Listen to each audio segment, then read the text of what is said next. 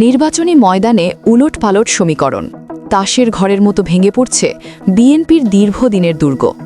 Bank লুটের অভিযোগে কি তবে শেষ হয়ে যাচ্ছে ধানের শীষের হেভিওয়েট প্রার্থীদের স্বপ্ন? অন্যদিকে হাসনাত আবদুল্লাহ সহ জামায়াত প্রার্থীদের সামনে কি এখন একদম ফাঁকা মাঠ? জাতীয় নির্বাচনের ঠিক আগ মুহূর্তে রাজনীতিতে দেখা গেল এক নাটকীয় মোড়। কুমিল্লা থেকে যশোর আর যশোর থেকে বগুড়া সবখানেই আইনি গোলধাঁধায় বন্দী হচ্ছেন বিএনপির বাঘা বাঘা নেতারা।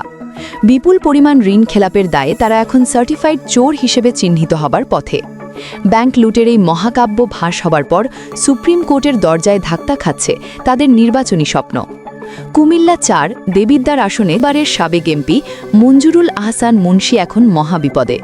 ব্যাংক ঋণ লুকাতে তিনি হাইকোর্ট থেকে যে রক্ষা কবচ নিয়েছিলেন, সুপ্রিম কোর্টের চেম্বার আদালত তা স্থগিত করে দিয়েছেন। অর্থাৎ আগামী ১২ই ফেব্রুয়ারির নির্বাচনে মুন্সি সাহেব এখন আইনগতভাবে একজন ঋণ খেলাপি। তার এই পতনে কপাল খুলেছে জাতীয় নাগরিক কমিটির অন্যতম শীর্ষ নেতা হাসনাত আবদুল্লার। প্রধান প্রতিদ্বন্দ্বী মাঠ থেকে ছিটকে পড়ায় হাসনাদের জয় এখন কেবল সময়ের ব্যাপার। একই নাটক মঞ্চস্থ হচ্ছে যশোর ৪ আসনেও। এখানে বিএনপির টিএস আইয়ুবকে ঋণ খেলাপি হিসেবে রিটার্নিং অফিসারের কাছে চিঠি দিয়েছে ঢাকা ব্যাংক। ফলে এই আসনে জামায়াতে ইসলামীর অধ্যাপক গোলাম রসুলের জন্য বিজয় এখন প্রায় নিশ্চিত। পিছিয়ে নেই বগুড়া ১ আসনও।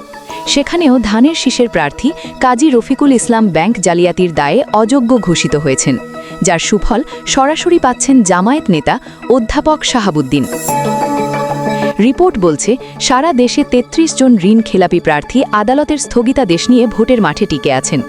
আর সবচাইতে লজ্জার বিষয় হল এই ৩৩ জনের মধ্যে ১৫ জনই বিএনপির প্রার্থী।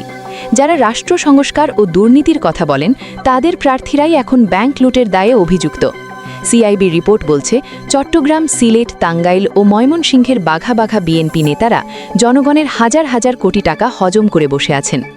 আইনি মারপেচে যে কোনো মুহূর্তে এই ১৫ জন প্রার্থীর প্রার্থিতা বাতিল হতে পারে।